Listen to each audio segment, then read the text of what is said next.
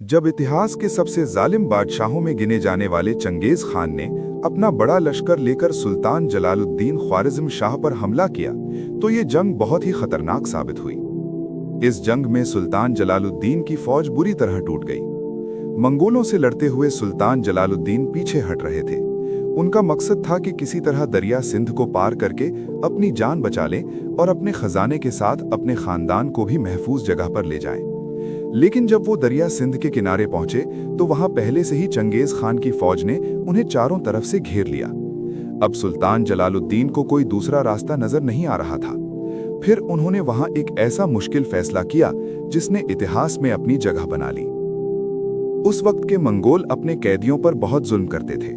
अगर कोई दुश्मन उनके हाथ लग जाता तो उसके साथ बहुत बेरहमी का बर्ताव किया जाता था।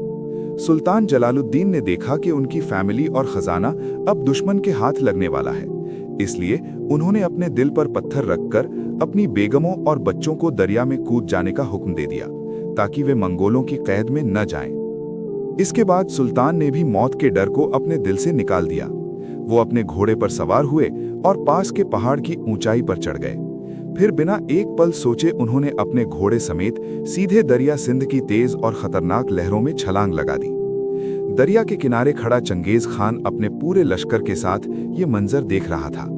उसी वक्त उसने अपने तीरंदाजों को रोकते हुए कहा, तीर मत चलाओ, इसे जाने दो। फिर उसने अपने बेटों की तरफ देखकर एक ऐसा जुमला कहा जो इतिहास की किताबों में आज भी लिखा मिलता है। चंगेज खान ने कहा, बाप को चाहिए कि उसके बेटे ऐसे हों, यानी ऐसा बहादुर जो मौत के सामने भी डरकर झुके नहीं। कहते हैं कि सुल्तान जलालुद्दीन उस खतरनाक दरिया को पार करने में कामयाब हो गए और आखिरकार हिंदुस्तान की सरजमीन तक पहुंच गए। वहां उन्होंने फिर से हिम्मत जुटाई और अपनी फौज तैयार करने की कोशिश की, लेकिन दरिया में कूदते वक्त उनका पूरा खानदान शहीद हो गया। फिर भी वे मंगोलों की कैद में जाने से बच गए। इतिहास में यह भी मशहूर है कि सुल्तान जलालुद्दीन ने अपना कीमती खजाना दरिया सिंध में फेंक दिया था। बाद में बहुत लोगों ने उस खजाने को ढूंढने की कोशिश की, मगर आज तक कोई भी उसे ढूंढ नहीं सका।